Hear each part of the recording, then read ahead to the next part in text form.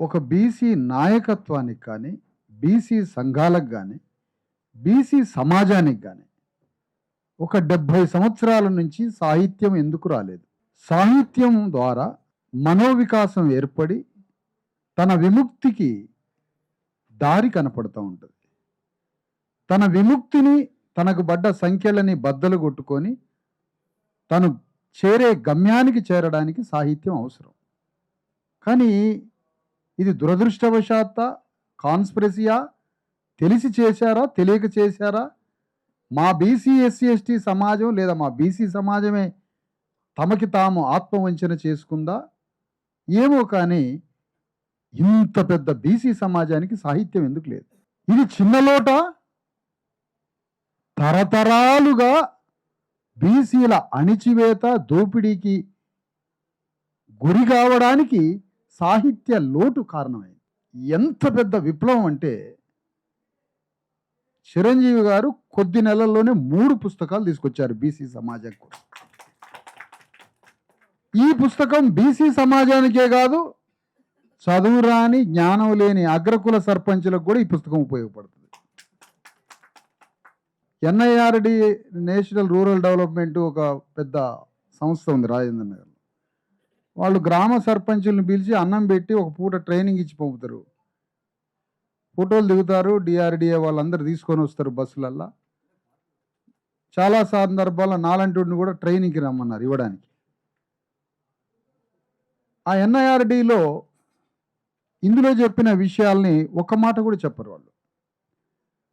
ఒక 2 మాటలు చెప్తారు, అవి ఎంతవరకు నేర్చుకున్నది కూడా అడగరు. కానీ ఈ పుస్తకం తెలంగాణ రాష్ట్రంలో అతిపెద్ద బీసీ సమాజం నుంచి సర్పంచులై అగ్రకుల పరిపాలన నీడలో వాళ్ళ క్రూర పడగ కింద ఏ జ్ఞానము నోచుకొని అణగారిన వర్గాల సర్పంచులకి ఎట్లా పరిపాలించాలనో తెలియకుండా చేసిన అగ్రవర్ణాల క్రూర నీడని, పడగని బయటికి తీసి సర్పంచ్కి ఒక వెన్నెముక్క కట్టడానికి వచ్చింది ఈ పుస్తకం. ఒక ఆత్మగౌరవ వెన్నెముక్క కట్టడానికి వచ్చింది. ఎస్సీ, ఎస్టీ, బీసీ అగ్రకులాల్లో ఉన్నటువంటి వారికి కూడా గ్రామాలను ఎట్లా పరిపాలించాలో తమ అధికారాలు ఇందులో హ్యాండ్ బుక్ అని రాశారు. కానీ నేను అంటున్నా, ఇది సర్పంచ్ల కాన్స్టిట్యూషన్. ఇది సర్పంచ్ కాన్స్టిట్యూషన్. రాజ్యాంగంలో అంతర్భాగమే కావచ్చు, కానీ ప్రత్యేకంగా గ్రామ అధ్యక్షుల సర్పంచుల కాన్స్టిట్యూషన్ బుక్. తమకున్న అధికారాలని తెలియజేస్తున్న ఒక టార్చ్ లైట్ ఇది. దీనికన్నా ముందు లెక్కలు తెలిసాడు. లెక్కలు తేలడంతో కదా మనకి రావాల్సినటువంటి వాటా ఏంటి, మనకి ఏమి అన్యాయం జరిగిందో తెలవడానికి. అట్లా బీసీలకు సంబంధించిన దార్శనికతతో 2 పుస్తకాలు, అదే బీసీ ఇంటలెక్చువల్ ఫోరం నుంచి చిరంజీవి గారు మరి ఒక 3వ పుస్తకం రావడం. ఇలాంటి పుస్తకాలు వచ్చిన సందర్భంలో నేను ఒక మాట మాట్లాడుతున్నా, ఇంతకాలం ఎందుకు సాహిత్యం రాలేదు? కారణం ఏమిటి?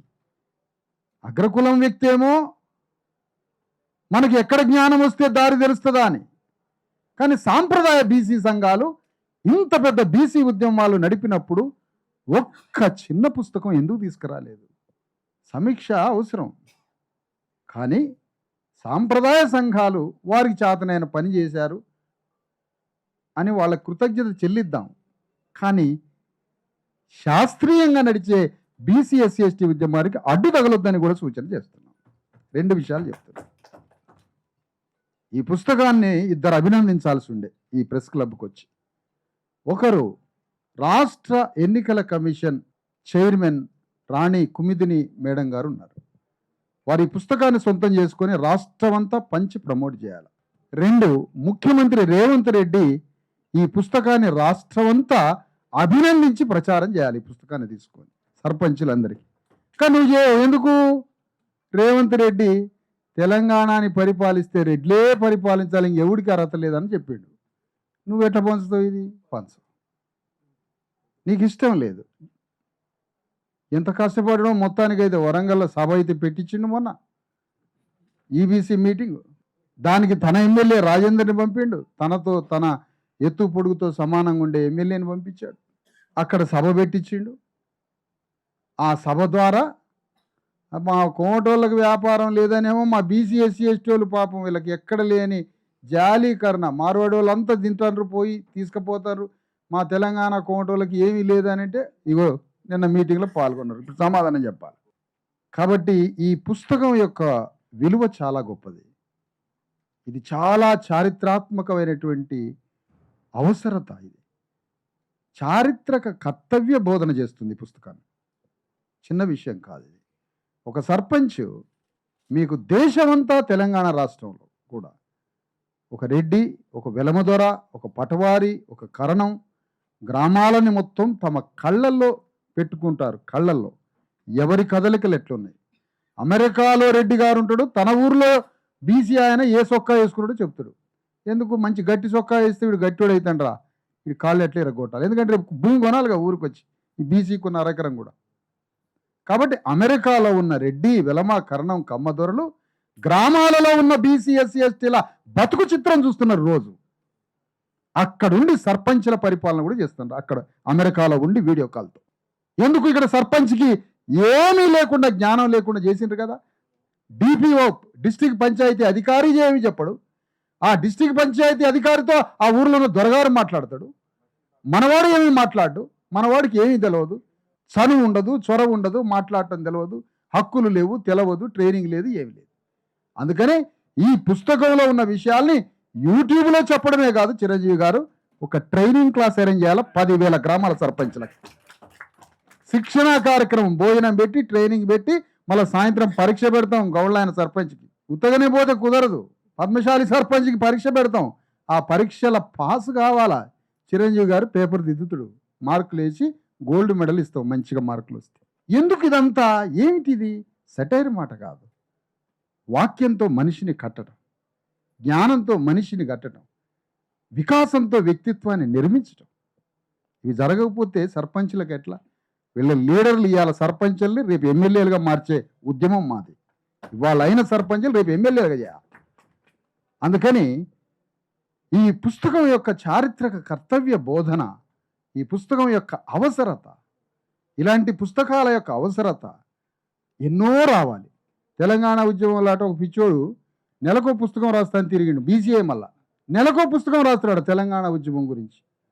మరి మన బతుకుల గురించి రాయవా? మన జీవితాల గురించి రాయవా? మన కోసం రాస్తున్న మొట్టమొదటి తాత్విక చింతన. మొన్న తత్వం అయిపోయింది, నిన్న యుద్ధం అయిపోయింది. అంటే తత్వం చెప్పుకుంటూ రావడం జరిగింది తెలంగాణ అంతటా. ఈ భారత రాజ్యాంగం ముందు 1000 కోట్ల రూపాయలున్నా, 1000 ఎకరాలున్న వెలమదోరైనా కళ్ళు గీసే గౌండ్లు ఆయన కాలిగోడితో సరిపోడని నిరూపించడం మొన్నటి ఎన్నికల్లో. అంటే ఎవరైనా ఒకటే. రాజ్యాంగానికి సోల్ ప్రియాంబుల్కి సోల్ సమానత్వం. ఆ ఈక్వాలిటీ అనే దాని మీద తెలంగాణ రాష్ట్రంలో ఒక తాత్విక ఆలోచనను పంపించడం, ఆ తాత్విక ఆలోచనతో మనుషులంతా ఒక కొత్త విషయాన్ని, ఒక సత్యాన్ని నేర్చుకున్నప్పుడు మనిషి విప్లవాత్మకంగా మారిపోతాడు. సిస్టమ్కి ఖిలాఫ్ అయ్యి ఎదురు తిరగడమే మొన్నటి సర్పంచులు ఆయా గ్రామాల్లో ఉన్న రెడ్డి, వెలమ, కమ్మ, కరణం, కాపు భూస్వాముల మీద అణగారిన వర్గాలకు వచ్చిన నూతన ఆలోచన, ఒక సత్యవంతమైన ఆలోచనతో ఎదురు తిరిగి మేమెందుకు సర్పంచులుగా పోటీ చేయకూడదని పోటీ చేశారు. పోటీ చేసిన వాళ్ళని వివిధ పార్టీలు మళ్ళీ వలలేసి పట్టకపోయాయి. అయినా నువ్వు పట్టకపోయింది సర్పంచ్ శరీరాన్నే. ఆ సర్పంచ్ ఆత్మ మా 3 4తోటే ఉంది, మాతోటే ఉంది. ఆత్మలని మేము బంధించి పారేసినాం. ఎప్పుడో పోతాడు ఆడ ఉంటాడు, కానీ వాళ్ళ ఆత్మలు మేము పట్టేసాం. ఈ సందర్భంగా రెండో విషయం, ఇక్కడ తెలంగాణ రాష్ట్రంలో ఒక మహాకుట్ర జరుగుతుంది. ఈ రిజర్వేషన్ల ఉద్యమంలో ఒక కుట్ర జరుగుతూ ఉంది. ఈ కుట్రని ఛేదించడానికి వెంటనే అనుక్షణం నిత్యం కాసుకొని ఉండాలి. ఆంధ్రాలో దోపిడీ జరుగుతూ ఉంటే, తెలంగాణ మీద దోపిడీ జరిగి ఆంధ్ర వాళ్ళు కార్యక్రమాలు మొదలుపెట్టినప్పుడు కేసీఆర్ ప్రతిక్షణం ఎవ్రీ సెకండ్ వారు చేసిండు వాళ్ళ మీద. సంతోషం.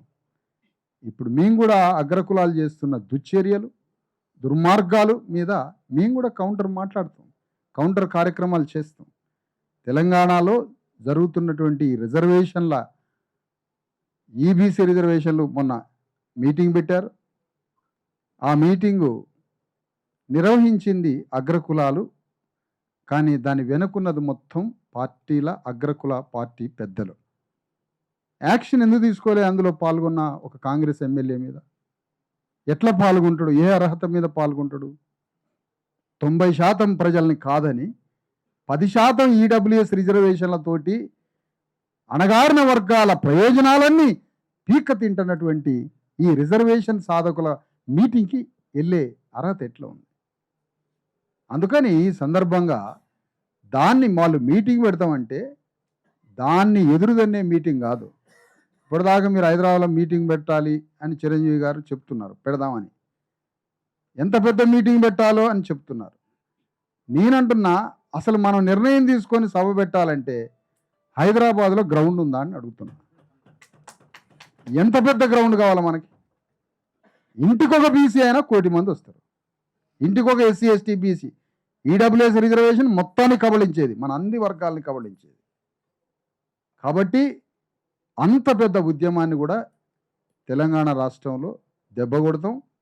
రిజర్వేషన్ల ఉద్యమాన్ని ఒక అణగారిన కులాల బీసీ ఎస్సీ ఎస్టీ అణగారిన వర్గాల రిజర్వేషన్స్ సామాజికంగా రాజకీయ పరంగా రేపు తెలంగాణ గడ్డ మీద రాష్ట్రంలో అధికారానికి రావడానికి, అధికారానికి చేరువ కావడానికి, నిర్ణయాధికారం దగ్గరికి పోవడానికి రాష్ట్రంలో పెద్ద ఎత్తున ఒక ఉద్యమం ప్రయాణం జరుగుతున్న ఈ క్రమంలోనే ఈ రిజర్వేషన్ల విషయంలో జరుగుతున్న ఈ అన్యాయం పట్ల ఒకవైపు కోర్టుల పరంగా, ఒకవైపు ప్రభుత్వం మీద, మరొక వైపున ప్రజల్ని సమీకరించే కార్యక్రమం చేస్తాం. ఇక్కడ ప్రధానంగా ఇప్పుడు రాబోయే ఏమిటి అంటే 42% రిజర్వేషన్స్ సర్పంచులలో మోసం చేసిండు. మోసం చేసిన రేవంత్ రెడ్డి 42% ఇస్తానని వాగ్దానం ఇచ్చి మోసం చేసిండు. నకిలీ కాన్షీరామ్ ఒకడు తిరుగుతుండు దేశం అంతా, నకిలీ కాన్షీరామ్, ఆయనే రాహుల్ గాంధీ. ఈ రాహుల్ గాంధీ నకిలీ కాన్షీరామ్ జావంగానే ఆ మాటలన్నీ పట్టుకొని తిరుగుతున్నాడు. అలాంటి రాహుల్ గాంధీ రేవంత్ రెడ్డి కలిసి బీసీలకి వాగ్దానం చేసి సామాజిక న్యాయం అని చెప్పి ఎవరెంతమందో వారికి అంతా భాగస్వామ్యం అని చెప్పి ఒక పెద్ద సామాజిక విప్లవ వీరుల్లాగా ఢిల్లీలో మీటింగ్ పెట్టి మొత్తం చేస్తే తెలంగాణలో ఇప్పుడు మనం పార్లమెంటు ముట్టడి అంటే ఎట్లా కుదిరిద్ది? ఎట్లా ముట్టడి చేద్దాం పార్లమెంటుని? ఖచ్చితంగా జంతర్ మంతర్ దగ్గర ధర్నా చేద్దాం, కానీ రాహుల్ గాంధీ గల్లా పట్టే కార్యక్రమం లేదా అని అడుగుతుంది.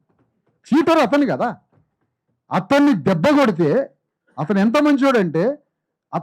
మంచోడు అని అంటే తెలంగాణ నుంచి లక్షలాది మందిని ఈ స్వరం వినిపిస్తే, కోట్లాది మంది మనం ఈ స్వరం వినిపిస్తే మరుక్షణమే రేవంత్ రెడ్డిని పీక్ అవతలేస్తాడు.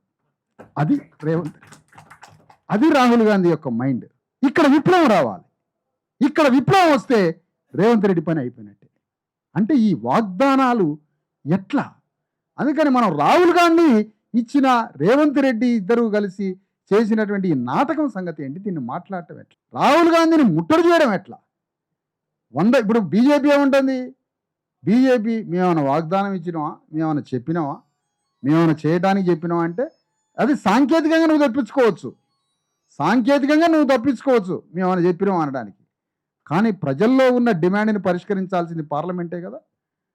ప్రజల్లో ఉన్నటువంటి సమస్యని, ఇంత పెద్ద సమస్యని పరిష్కరించే బాధ్యత పార్లమెంటుదే కదా. వాగ్దానం ఇచ్చినోడిని పట్టుకుంటాం, చెయ్యాల్సిన బాధ్యత ఉన్న పార్లమెంటు నాయకుడిని పట్టుకుంటాం, ఇద్దరిని పట్టుకున్న తర్వాత మూడో వాడు ఉన్నాడు అసలు దొంగ. అతను ఎంత తెలివిగలవాడు? ఇంత పెద్ద సామాజిక విప్లవం తెలంగాణలో జరుగుతున్న నీళ్ల లెక్కలని తిరుగుతున్నాడు కేసీఆర్. రేపు జనవరి 29 తర్వాత బయటకు వస్తాడట. ఎప్పుడు వస్తాడా అని కాచుకొని కూర్చున్నాం మేము. ఎప్పుడు వస్తాడా కాచుకొని కూర్చోడానికి. నువ్వు నీటి లెక్కలు చెబితే మేము చెబుతాం మా బీసీఎస్సీ ఎస్టీ లెక్కలు.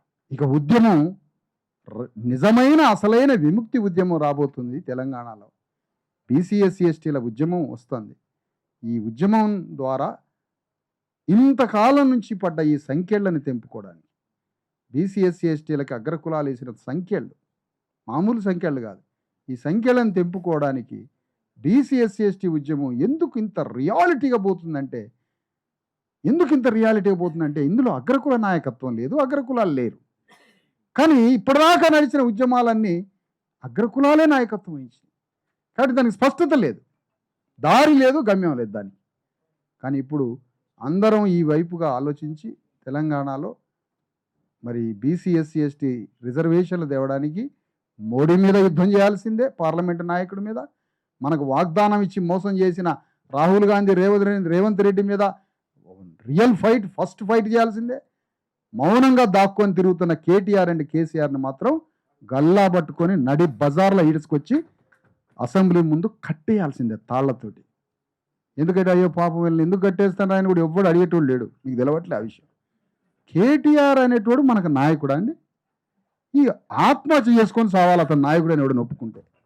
కేటీఆర్ అనేటువంటి ఒక చిన్న పర్సన్ 90% మంది తెలంగాణ గడ్డ మీద ఉన్న బీసీ ఎస్సీ ఎస్టీ పేదలైన 90% మంది ప్రజలకి ఒక వెలమ యువరాజు, ఒక వెలమ వ్యక్తి, వేల కోట్లు తెలంగాణ గడ్డ మీద దోచుకున్న ఒక వెలమూల పోరగాడు 90% ఉన్న 3.5 కోట్ల మందికి నాయకుడా?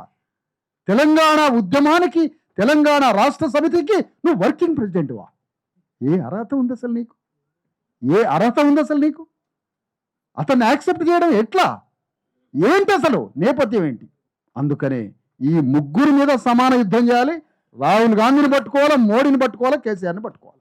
కేసీఆర్ దొరకకపోతే అక్కడ నీకు ఇంత దూరం పోయి ఎక్కడో అడవులలో ఉన్న కేసీఆర్ దొరకకపోతే ఇక్కడ బంజారా హిల్స్లో ఉన్నటువంటి కేటీఆర్ని పట్టుకోవాలి. నడి రోడ్డు మీదకి లాక్క రావాలి. సామాజిక న్యాయం విషయంలో నీ సంగతి ఏంటి? అమెరికాలో లక్షల కోట్ల అధిపతులైన సామ్రాజ్యవాదులుగా పేరుపడ్డ అమెరికన్ ప్రెసిడెంట్ కింద ఉన్న పేదవాడికి వైద్యం విద్యని అందిస్తుంటే, కింద ఉన్న నల్లవాడికి చదువులో, విద్యలో, హాలీవుడ్ సినిమాలో, సమస్త రంగాల్లో నల్లవాళ్ళకి అవకాశం ఇస్తుంటే సామ్రాజ్యవాది పేరుపడ్డోడు ఇక్కడ ఉన్న కేటీఆర్ లాంటి నాయకుడు అణగారిన వర్గాలు డిమాండ్ చేస్తుంటే నువ్వు మాతో వచ్చి పోరాడవారా బచ్చా? మా తరఫున వచ్చి పోరాడవు? నువ్వు మా తరఫున పోరాటం చేయకుండా, మా పోరాటంలో భాగస్వామి కాకుండా పాలమూరు రంగారెడ్డి ఎత్తిపోతల పథకం, ఈ ఎత్తిపోతల పథకమా? నిన్ను ఎత్తిపోసే వారం మొదలు పెడతాం మేము. అందుకని ఇక్కడ చాలా క్లియర్గా మనం గమనించాల్సింది 3 పార్టీల్ని పట్టుకోవాలి. మనం 3 పార్టీల్ని మనం పట్టుకొని పోరాటం చేయాలి.